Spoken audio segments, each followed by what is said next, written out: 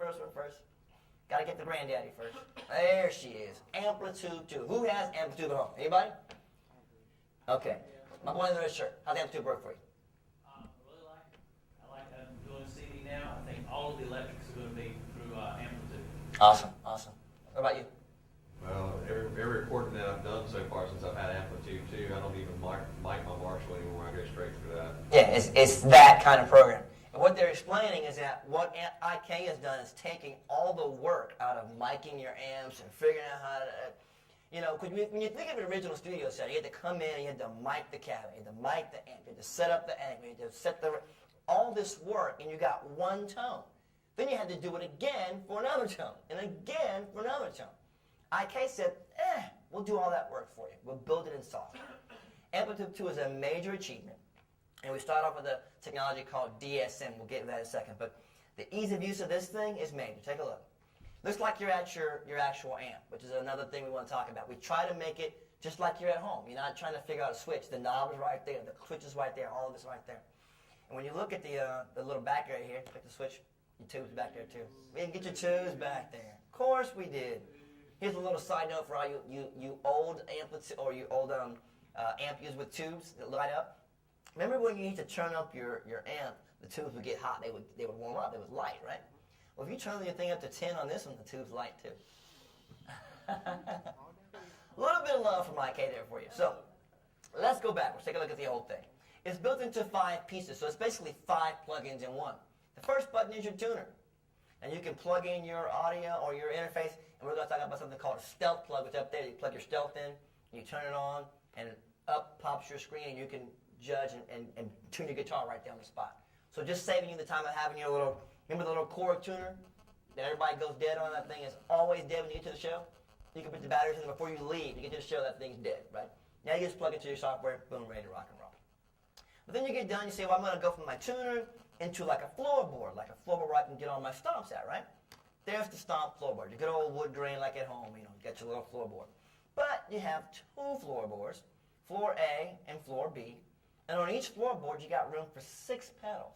So you can put 12 pedals across in any design you want.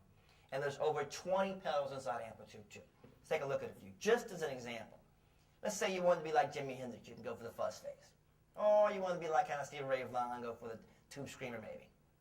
Even get a little crazy, maybe go for the Echoplex and U2 action. Maybe I can dial up the boss octave or get to the pitch shifter there. And let me get a little kind of wah-wah action if I can go that direction. And get that. And then I'm going to get the C1 chorus. And as you can see, go on and on and on and on and on. Now these are the actual pedals. We had to go out and buy them. And IK is known worldwide for its modeling. Anybody know what modeling really is? Give me an example of modeling. What modeling really means for? Modeling. Was it really? When you hear that term, what do you think? You think, oh, it doesn't sound like it. But what is modeling really? Anybody know? Yes? Emulate the actual effect itself. We take that box and we get the schematics out right there for now. Go to my amp session like I was before. This is great because it takes all 3 parts of the amp. You've got your pre or the input stage of the amp. You got your EQ or the guts of the piece.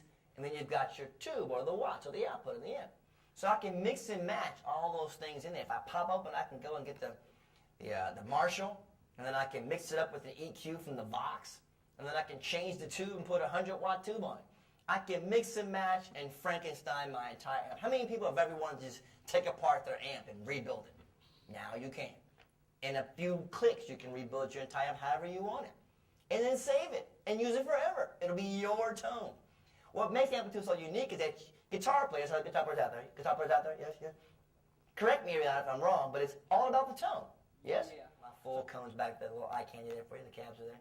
But you can switch them up. Go back and try to find your 4x4 or whatever. You can go back and get your 1x1. Just dial them up. They're all there. And you can set them up however you like them. But you can actually change, there's a Vox 630 there. Change the mics too. We modeled up 6 mics for you. Some of the best mics in the business. Norman 87's there. Sennheiser 84, AKG 414, SF57, and so on. So you can change what mic you want on your amp. You can change the in-axis, off-axis, near or far, distance. And the ambience, now more stuff. So I went through my tuner, and my stomps, and my amp, and my cab. I'm going, I need to have like a little rack of effects. Okay, we'll give you that too. There's a digital rack of effects for you. And there's rack A and rack B. So there's 8 racks of effects. Inside the racks are tons of digital goodies. Digital delays, digital reverbs and choruses, pitch shifters. I mean, there's just, the tube compressor here is amazing. Now, I'm going to talk a little bit about these effects and how you can use them on anything other than guitar. Because as amazing as it is, all these effects are just that. They're still effects. And they're not labeled or limited to a guitar. I have a couple of great friends that use Amplitube faithfully on drums because it's a big, fat tube amp. They put all their stuff in the tube compressor here. They crunch it up with a little bit of digital delay. And then they fatten that thing up so huge. You're thinking, drums? If anybody's interested in this audience today, I have an article that was written in EQ magazine.